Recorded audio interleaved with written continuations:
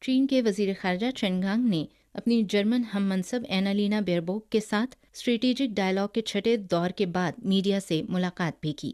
جرمنی نے ایک چین کے اصول پر قائم رہنے کے ساتھ ساتھ آبنائے تائیوان کے دونوں کناروں کی موجودہ صورتحال پر تشویش کا اظہار کیا۔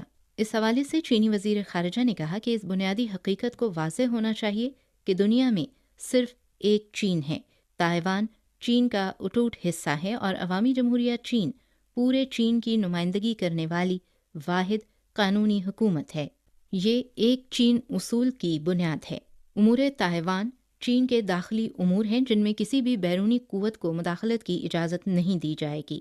چینی حکومت اور عوام ملک کے اقتدار اعلیٰ اور علاقائی سالمیت کی حفاظت کرتے ہیں۔